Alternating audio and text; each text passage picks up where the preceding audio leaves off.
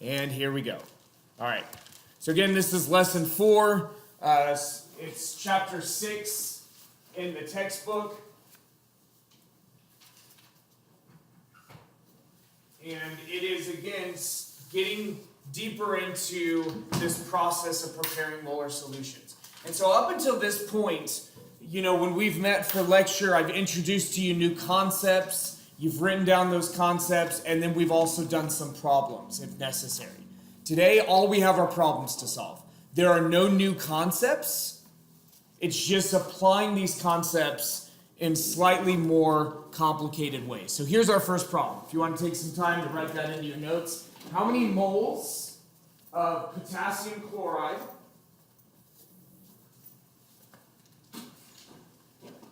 are required to make 3 liters of a 0.5 molar solution of potassium chloride?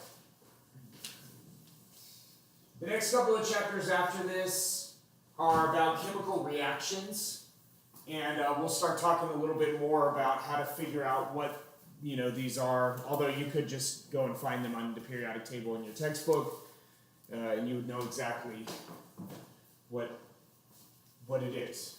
Then we'll learn how to name these things and work through all of that. All right. So how many moles of potassium chloride do you need to make 3 liters of 0.5 molar potassium chloride? So first thing we're going to document, and we're going to write down everything we have because it's given to us already by this problem. What are some of the pieces of information given to us? Dominic, do you have something? Oh.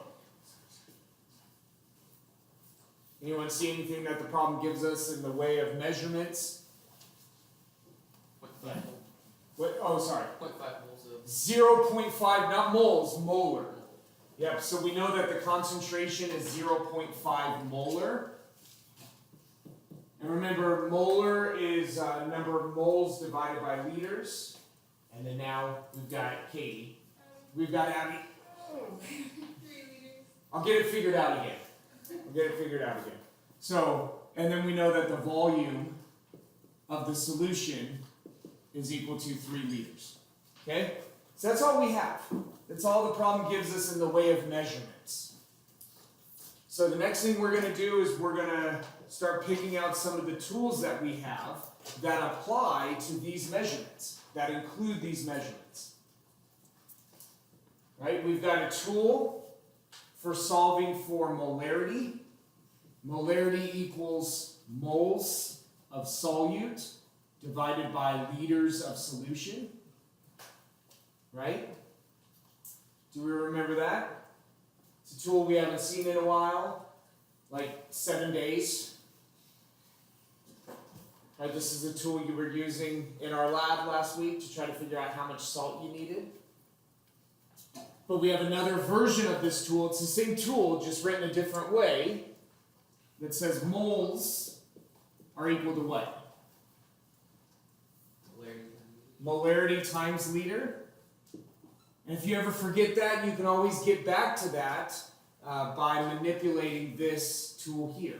If you wanted to solve for moles and get it by itself, you need to get rid of everything that's on the same side of the equal sign. Right? And right now, the only thing there is liters. Right now, liters is being divided away. If you want to get rid of it, you've got to multiply it. And if you multiply it to one side, you've got to multiply it to the other side. Right? Okay. Now, we may end up having to include some more tools, but we don't know that yet. We'll write down what do we want. What is the problem asking us for? What do we want?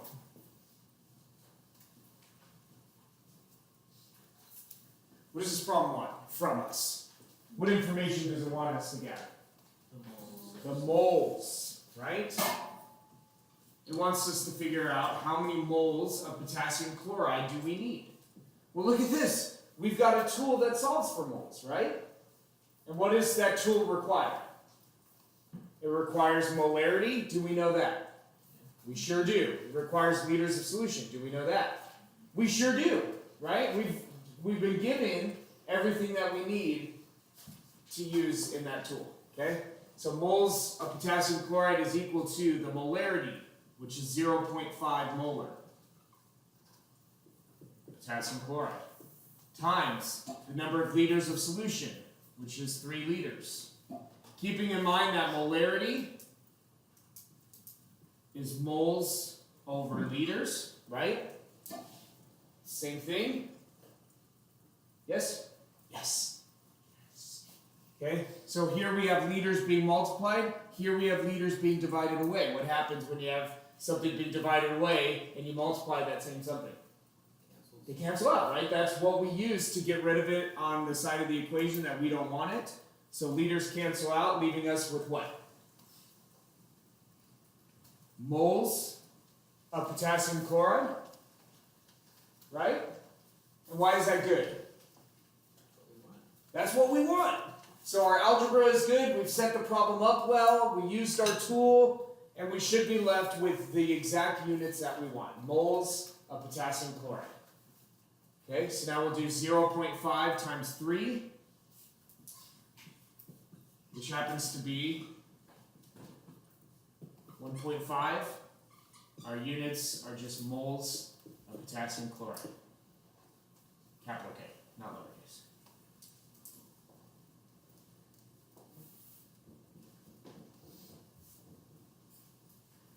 There. Okay, so how many moles of potassium chloride do we need to make 3 liters of a 0.5 molar solution? 1.5. That's it. It doesn't want to know right now how many grams of potassium chloride is that. If we wanted to know that, we wouldn't be done yet, right? Didn't ask us for that, so we're done yet. Right? We weren't done yet.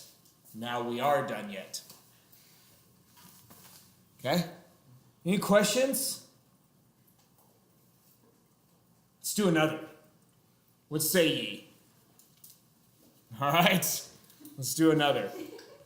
All right, how many moles of potassium chloride do we need to make 325 milliliters of 0.5 molar solution?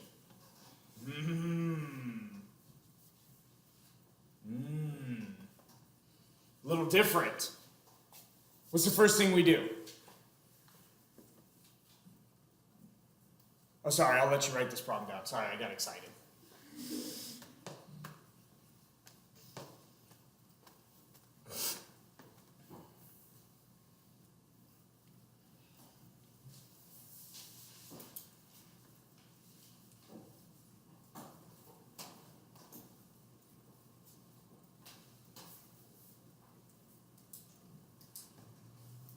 Okay, what's the first thing we do to start working through one of these problems?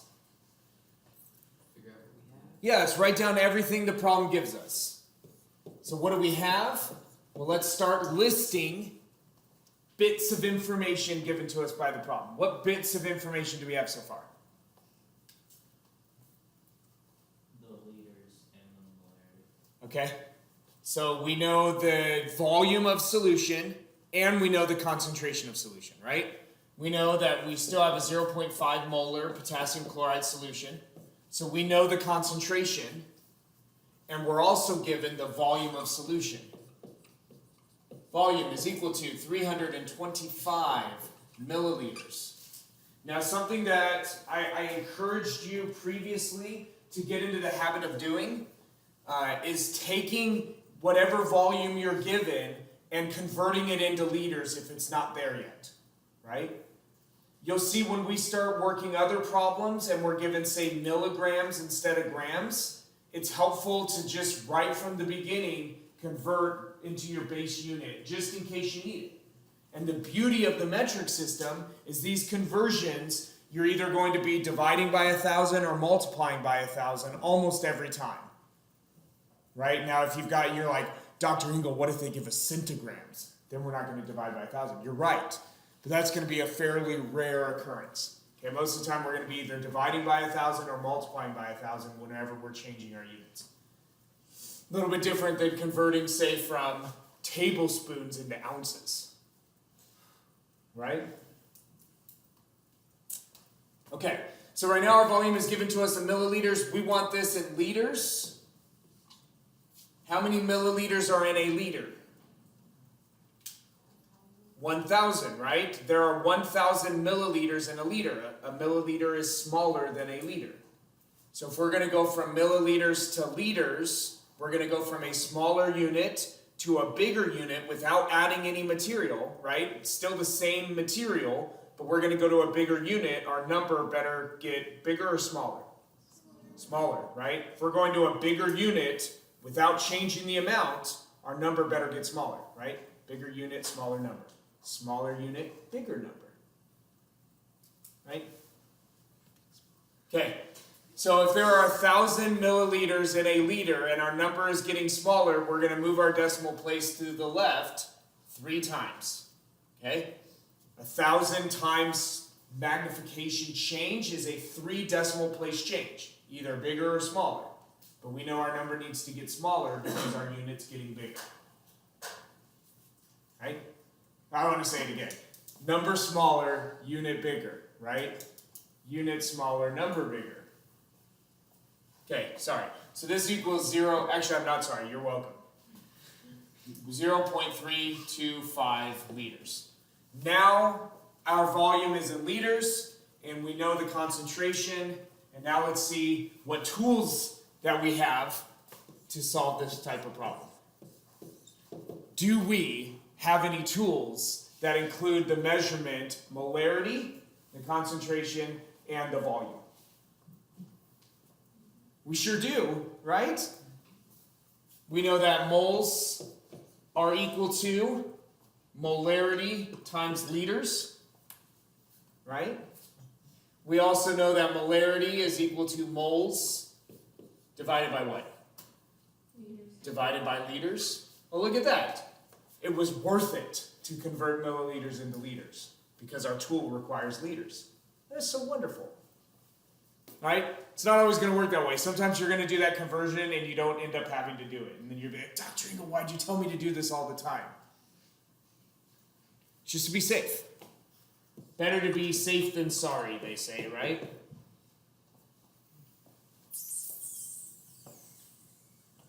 Okay, what do we want? We want the number of moles, which is nice because we have a tool that will help us get that. All right, what I want you to do now, take a couple of minutes, try to work this problem by yourself. If you can't work it by yourself, try to work it with those around you, and then in about 3 minutes, we will do this collectively as a group. And if you've already done it by then, kudos, you get to see it worked again, right? And it becomes not muscle memory, because you're not going to always be writing the same numbers, but it becomes something that just you're very comfortable doing. Very comfortable doing. All right? So 2 minutes, try to work it by yourself, starting now. I'll let you know when those 2 minutes are up.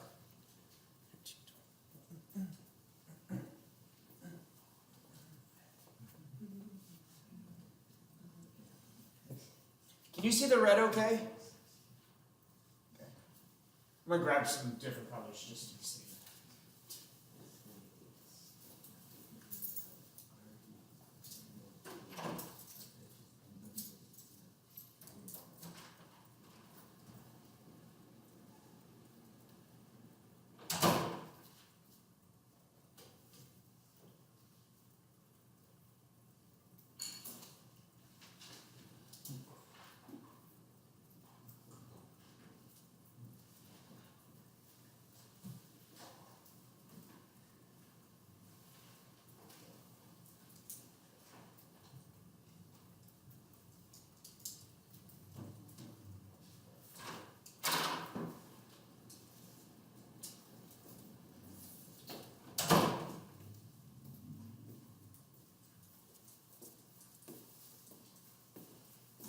One more minute, trying to work it yourself. If you already have it, that's fine.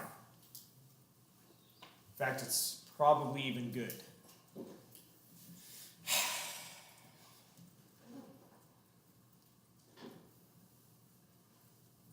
I traded the red for these two, and then I actually went back and grabbed the red because it would probably bother you if I started the problem in red and then finished it in a different color. It would bother me, so. Sorry for distracting you.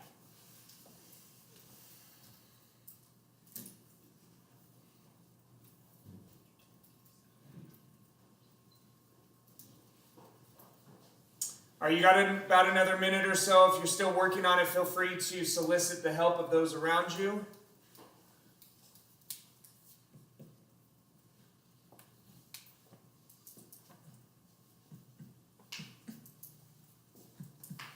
Oh, the next problem's fun.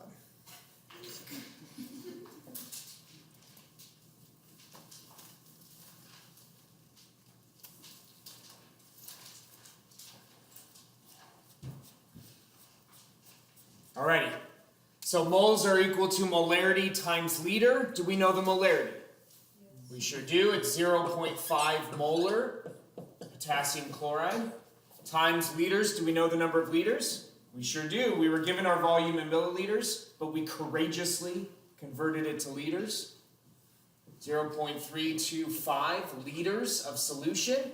Because molarity is moles divided by liters, we are both multiplying liters and dividing liters away. Those will cancel, leaving us with only moles of potassium chloride, which is wonderful because that's what we want. And we will do 0.5 times 0.325. I was going to do that in my head. I will not do that in my head. And we get that the number of moles of potassium chloride are equal to 0.1625. Cool? And that's a lot of decimal places. If you got fatigued writing that word out and you rounded it to 0.16, that's fine. If you got fatigued but you got past the 6 and rounded it here to 0.163, that's fine too. When we start getting more comfortable with these calculations, we'll talk about what are called significant figures and precision, and we'll deal with that then. But right now, just, don't get carried away. If you divide two numbers and it gives you like 9 decimal places, don't give me all 9 decimal places. That's ridiculous. Way too precise. Okay. All right. I know what you're thinking. At this point, you're like, Dr. Engel, you gave us problems before where we weren't just dealing with moles, we were dealing with grams. In fact, we did this in lab last week. Can we get a problem where we have to deal with grams? And the answer is absolutely. Here it is. Okay? So how many grams of C6H12O6, which could be a number of different sugars, it could be glucose, it could be fructose, it could even be galactose or maltose. Either maltose or mannose. One of those is a mannose. Anyways, sorry. It could be a number of different sugars. Do you need to make 5 liters of 4 molar solution? Whatever this is, we're making a sugar solution. We all like that, right? Unless you're doing a low-carb diet, then you're like, what am I going to do with this sugar solution? I got a story. So, when my wife and I lived in Ohio, we led a young couples, I don't know, it wasn't really, you could call it a Bible study. It's more like a small group. And we had this couple in there. They were hilarious. And whenever she would go on a low-carb diet, he would start baking. Just to test her, right? Just to test her resolve. And he thought it was hilarious. She didn't think it was all that funny, but collectively, it was always a funny situation. And so we were over at their house one time, and she was on a low-carb diet, and he made a whole plate of cinnamon rolls. And she was not having a very good day, and she grabbed the plate of cinnamon rolls and just threw them out the back door. And there were 24, 26 people there. Super awkward, but also very hilarious. And then Yeah, then the kids, it was young couples class, we had a whole bunch of kids. The kids, they don't mind. They went out and ate all the cinnamon rolls. They were down on the floor. Oh, it was good. It was a good time. Alright, first thing we do. Gotta write down everything we have, everything we're given by this problem. And the wonderful thing is, these problems just keep giving us the same information. Right? It's like, man, this thing is doing us a wonderful favor. Where it just keeps giving us the same information. It's giving us the concentration. We've got a 4 molar C6H12O6 solution. And again, it could be many different types of sugar have that same empirical formula. Which means it's not even an empirical formula. Anyway, sorry. And then it also gives us volume. And what is the volume? 5 liters. Man, this is awesome. This is looking exciting. 5 liters, that's over a gallon of some sugar solution. This is a pretty highly concentrated sugar solution. Like, what are we making here? This is nice. Alright, so now we'll start documenting some of our tools. So, being that the last 2 times we've used this version of the tool, let's go ahead and write this, predicting that we're going to use this version. And then if we don't, it's okay, we'll use the other version, right? If this one doesn't work. Did you have a question? Yeah. How much sugar would be in each liter? Just curious. Well, we're going to figure that out. Because first, in order to know the answer to that question, we have to know the total amount of sugar in the whole solution. And then you could do that per liter if you wanted to. It's going to be a lot of sugar. It's going to be a lot of sugar. All right. So we've got our tool. And now what do we want? What is the problem asking us to solve for? It wants grams. I said it wants grams. That was grammatically incorrect. And a little, gangster? Alright, so it wants grams. Wow, I did it again. It wants grams. Okay, will our tool give us grams? No, it won't. Which means we need an additional tool here. Okay? We know that we had this tool, we've used it before, that the number of moles are equal to the grams of solution divided by the molar mass. Right? We've used this tool before, that the number of moles, I got you, Stephen. How's that? Okay? We've used this tool before, that the number of moles that we have is equal to our total mass. Here, let me write that, because that's how we've seen it before. Total mass in grams divided by our molar mass in grams, right? We've used this tool before. Now, we've also manipulated this tool to solve for this value here. Total mass. And this is what the problem wants. It wants the total mass. How much sugar do we need to make this solution? So we've got to manipulate this tool then to solve for this, because this is what we want. Right now, molar mass is being divided away. What do we do with something being divided away? Okay, it's not me. So we already fix it. So you can take the car. Listen, I'm making payments on it. You're doing me a favor if you steal it, right? It's annoying. All right, sorry. So divided, right now we have something being divided away. How do we get rid of it? It's multiplied, right? So we're going to multiply this side by the molar mass in grams. And if we multiply this on that side, we also need to multiply that on this side.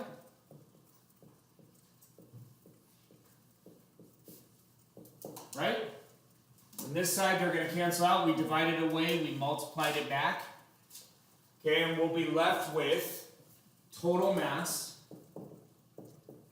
in grams is equal to the number of moles times the molar mass in grams. Right?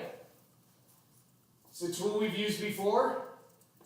You had to use this tool last week in lab, in fact, unless somebody did the math for you. In which case they used this tool. By the way, if any of you need the data from that lab, let me know. And if you didn't already get it from somebody you were working with, I can get you the data. Okay. Anyways, we don't need to deal with that now. We don't even need to deal with it this week, but at some point you need those data. All right. Okay, so we have a tool to solve for total mass. Okay? The problem with using this tool right away is we don't know both of these values. We can find this value. We'll go and look on our periodic table. But this value we actually need to calculate using this tool. Right? So first let's get moles. Then we can go grab our periodic table and find molar mass. You already have your periodic table out, that's fine. You don't have to put it away, pretend like you didn't get it. Right? Alright, so first let's figure out moles of C6H12O6. Okay? We have a tool that says the number of moles is equal to our molarity. Do we know that value? We sure do. It's 4 molar. C6H12O6 times the number of liters of solution. Do we know that value? We sure do. It's 5 liters. And again, as with our previous problems, molarity still equals moles over liters. Right? If we've got liters being divided away and liters being multiplied, they will cancel, leaving us with just moles of C6H12O6. That's good, because that's what we want. Okay? Now 4 times 5 is what? 20. So this requires 20 moles of C6H12O6. 20 moles of sugar. And we know that a mole is 6.022 times 10 to the 23rd power. It's a lot of molecules of sugar. I mean, it's what makes the world go round, right? Okay, are we done? Nope, all we've done is solved for moles so that now we can use this tool. So now we know this. Yes? I was going to draw a thumbs up, but I can't, so I did a check. Okay? We know this. This, we don't know yet. Where do we go to find it? Our periodic table. Okay, so what's in this molecule? We have C, we have H, and we have O. So we need to look on our periodic table and figure out what all of these, what the mass of each of those elements is, so that we can figure out our molar mass. Somebody tell me what the mass of carbon is. C. Remember, it's bottom right-hand corner. Gives you our mass. 12.01. Is that right? Or does it say like 12.009 something? Okay, so let's do 12.01. Okay? It's cool, we've got carbon taken care of. What about H? Give us like 1.0079. Yeah, that's crazy. Let's just do 1.08. Okay?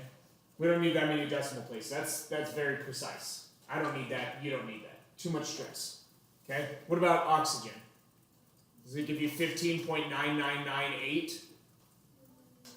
9994? It's a lot of nines. Let's just call this 16. Okay? Alright? That makes sense? Here's a question for you. Does this molecule have 1 mole of carbon in it? What does the 6 mean? It means that every 1 mole of C6H12O6, we have 6 moles of carbon. What do we do with that? So here's the mass of 1 mole of carbon. How do we figure out the mass of 6 moles of carbon?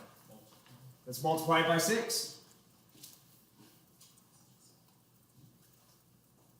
Okay? Does 1 mole of C6H12O6 have 1 mole of hydrogen?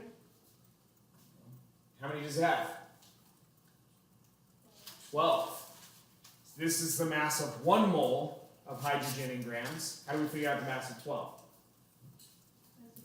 Times it by 12, right? If 1 hot dog costs $1.50, how many do 12 hot dogs cost? How many dollars? 18. How do you know that? We multiply the 12 hot dogs by $1.50. Just so you know, that's the most Dodger dogs I've ever eaten during a Dodger game. 12. It was actually 11 3/4, but they counted it as 12, and I took it. Every year we do an alumni Dodger game here. I went here as an undergrad, and we go and we sit in the all-you-can-eat pavilion. And yep, and I ate 12 Dodger dogs. But this was like right after I graduated. Last year I ate like 3. I'm old now. Can't eat what I used to be. Anyway, sorry. Again, these are not your problems. I don't need to burden you with these. Okay, what about oxygen? Does 1 mole of C6H12O6 have 1 mole of oxygen? It doesn't. It has 6 moles of oxygen. So if the mass of 1 mole is 16, how do we figure out the mass of 6 moles? Multiply it by 6. I mean, look at this. This is getting exciting. I told you, we're stepping this up. We're stepping this up. Okay, so 6 times 12 is, what, 72.06? Okay, 12 times 1.08 would be something like 12.96. Oh, wow. You're right. You deserve better than that. That was terrible. And then 6 times 16, don't do this one for me. 3 times 16, 4 times 16 is 64. 64 and 32 is 96. Oh, wow. I should have been able to do that faster. That's embarrassing. Okay? And so now we still have to add all this up. I know. So now we've got 72.06 plus basically 13 would give us, 85.06, but we'll take a little 85.02. Plus 96 would be 175, but it's going to be 181. 181.04. Is that what y'all got? 0.02. Oh, man. So one mole of C6H12O6 has a mass of 181.02 grams. Are we done? No, now we know this though. This is no longer a question mark. Now it's a check mark, right? We've got molar mass. So now we can figure out what we want. We want total mass. And we have a tool to find that, right? Total mass is equal to moles, 20 moles. We solved that already. C6H12O6 times our molar mass, 181.02 grams. Remember, moles is just a number. It's like saying dozen, so we don't need to, I mean, you can include it if you want, you can not include it, it's up to you, it's just a number. I mean, technically this is grams per mole, right? Because it's the molar mass, it's that many grams per mole. Moles now being divided away, moles being multiplied, moles are gone. Okay? Don't worry, we're going to do another one just like this. So if you're like, man, I got to do this again. If I'm going to really appreciate this, we're going to do it. This one I can't do in my head. I mean, I know what you're thinking. You couldn't do the other ones in your head either, Dr. Engel. It's embarrassing. Yeah. Why would that be 20 moles instead of 20 moles? Why would this be, that's fine, you can put moles. Yeah, no. You don't need to be sorry.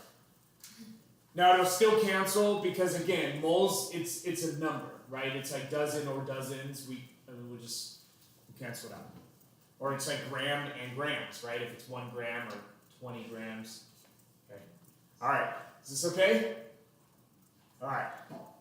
So we get an answer that our total mass is equal to 3,620.4 grams of C6H12O6. Oh, my box is not big enough. There we go. Oh, wow. Why is that 6 so big? There we go. 3,600 grams. That's a lot of grams, right? What's another unit that represents 1,000 grams? What's that prefix? Kilo. So this is 3.6 kilograms. Every kilogram is 2.2 pounds. So this is like 8 pounds of sugar. And now it's in a little bit over a gallon of solution, but that's a lot of sugar. We should make a solution like that. You could totally do it too. I used to make a solution like this to float parasite eggs out of a collection of material from the stomach. That maybe is something that's too much of a burden for you. Because the eggs, they're denser than water, so you can't get them to float out of something using water. You've got to use something really, really dense. And so you take 7 pounds of sugar and you dissolve it in 1 liter of water. And you make this really, really thick syrup called Sheather's solution. And then you just mix in like stomach contents or the feces, and you'll float those parasite eggs right out of there. And then you can collect them all. And this is what your vet does if you take your pet to the vet and you suspect, or the vet suspects that they may have a parasite. This is what they do. You can do it yourself. Right from the comfort of your own home. Okay? Any questions on this one? We should do another, right? Yes. How many grams? Look at it, it's the same thing. C6H12O6. How many grams of whatever this sugar is? Again, it could be glucose, could be galactose, could be fructose. And I think it's maltose. Maybe it's mannose, though. It's one of those two. All right. So what do we have? These problems keep giving us the same information. It's so wonderful. I made these problems, but, We've got a 4 molar solution of C6H12O6.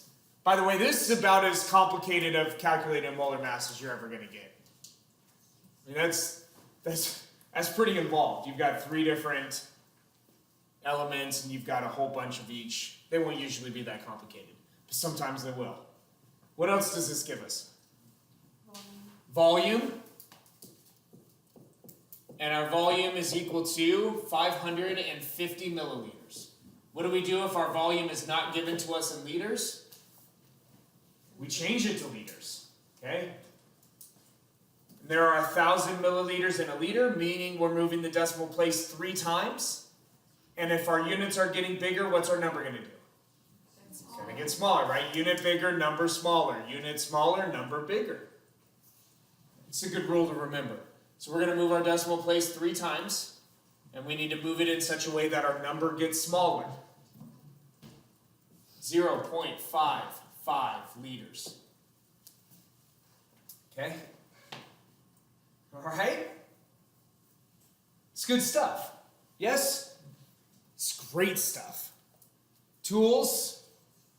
We've used this tool repeatedly, so we'll go ahead and write this version of the tool. See if it sticks. And then in our last problem, we use this version of the tool. Total mass in grams is equal to our number of moles times our molar mass in grams. Hey, somebody took our extra board down. All right.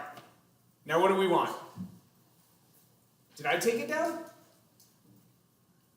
I don't think so. That's so rude. Okay. What do we want? Let's think it fell down. But if it fell down, that tape would still be stuck to the top of it and it'd be sitting over here. Okay, what do we want? Grams. We want grams, right? We want grams of C6H12O6. So we want the same thing we wanted in the last problem. You think we're going to find it the same way? You bet, right? We've got a plan in place to do this. Now it's not a comfortable plan, right? It's like, hey, you've got to drive across the country. You can put a plan to do it, but you know you're going to get bed sores along the way, right? Do you all know what bed sores are? Okay. Anyways, sorry. Never mind. Sorry. All right. So we want grams of this. So we want this total mass. We already know molar mass because we went through the problem of getting it, right?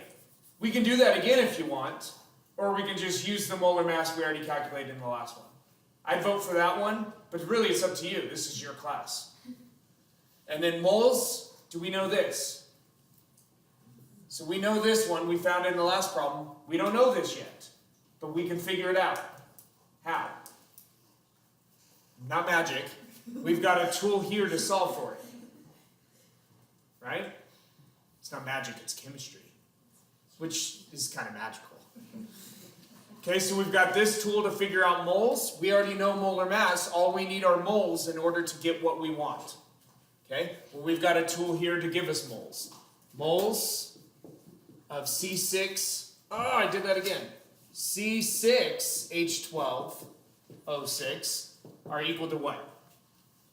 What does our tool say?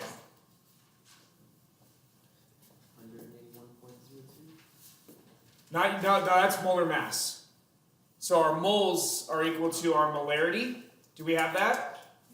We do. It was one of the things given to us. It's still 4 molar. C6H12O6 times our volume in liters. Do we know that? We sure do. We went through the trouble of converting milliliters into liters. Molarity is still equal to what? Moles divided by liters, right? Right? Yes. Okay, so we're dividing liters away, we're multiplying liters back. They are going to cancel out, leaving us with just moles. That's good, because that's what we need, right, to use that tool. So 4 times 0.55, is that 2.2? Yep. 2.2 moles of C6H12O6. Cool, we're done. No, we're not done, right? Now we know this. Okay, and now we can figure out total mass, and that's what we want. So our grams of C6H12O6 is equal to moles, which is 2.2.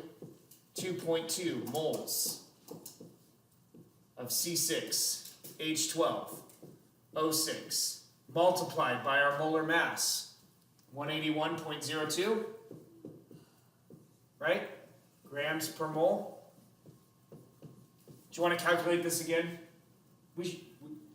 Should we calculate it again? Oh, we've got time. Let's do it again. Let's do it. Just relax, everyone. Well, we got 7 minutes left. What are we going to do with those 7 minutes?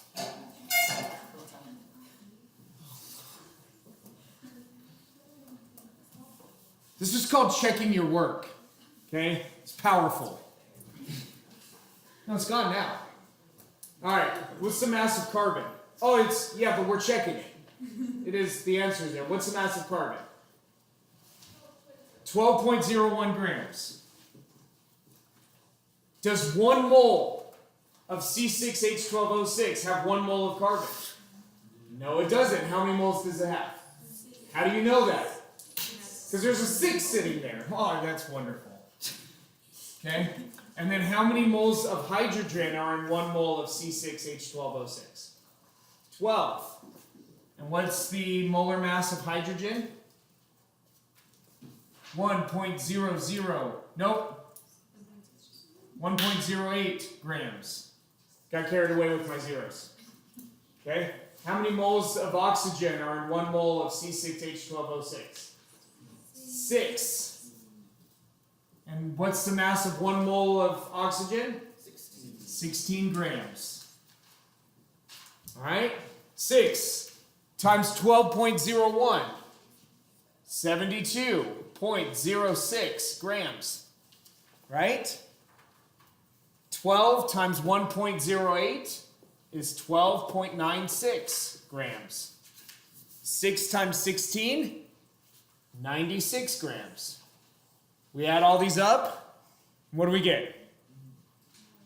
181.02 grams.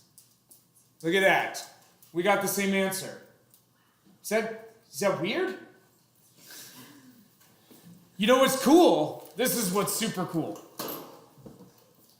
In the previous problem, it could be glucose. In this problem, it could be fructose, a completely different sugar, the molar mass exactly the same. You're like, how is that? It's a different sugar. How is the molar mass exactly the same? We'll get there. It's because the shape is different. So all of the pieces are the same. It's like building with Legos, right? You could take the same, how many total pieces is this? 6 carbons, 12 hydrogens, 6 oxygens, 24 total pieces, right? 6 and 12 is 18, 18 and 6 is 24. Okay, so 24 total pieces. And if you built a castle, or you built, I don't know, what else would you build? It's like a wall or a different castle. But the mass is going to be the same because you use the same 24 pieces, but you've built something different. It's the same thing with sugars. Mass will be the same, but we built a different sugar. And fructose you recognize as sweet. Glucose, you don't recognize it as sweet. You take a drink of a glucose solution that we make, well, one, you're going to get in trouble because you do not drink what we make in lab. But it wouldn't taste sweet. Even if you use the same amount of glucose that you would fructose. Because your body recognizes fructose as sweet. It doesn't recognize glucose as sweet. Alright, sorry. All that to now, okay, moles are going to cancel. We're multiplying it here. We're dividing it away here. And we've got 2.2 times 181.02. 2.2 times 181.02. And we get that our total mass is 398.2 grams of C6H12O6. Now what I actually got was 398.244, but I got fatigued, so I rounded it. It's okay. Like, you got fatigued, you made us calculate the molar mass of C6H12O6 again. But you know what? It was a good thing we did, because now it is 1:44. We have just enough time for me to ask you, do you have any questions? Man, that's what you call great preparation right there. When you get through a class and it ends with just enough time to deal with any questions there might be. No more, no less. All right? Well, if you have stuff to turn in, go ahead and pile it up in front of you. Please make sure your name is on everything. I can probably figure it out, because it usually works out that only 2 or 3 people leave their names off, and then I can kind of figure it out by what's next to it. But please make sure your name is on everything. Go ahead and pile that material up.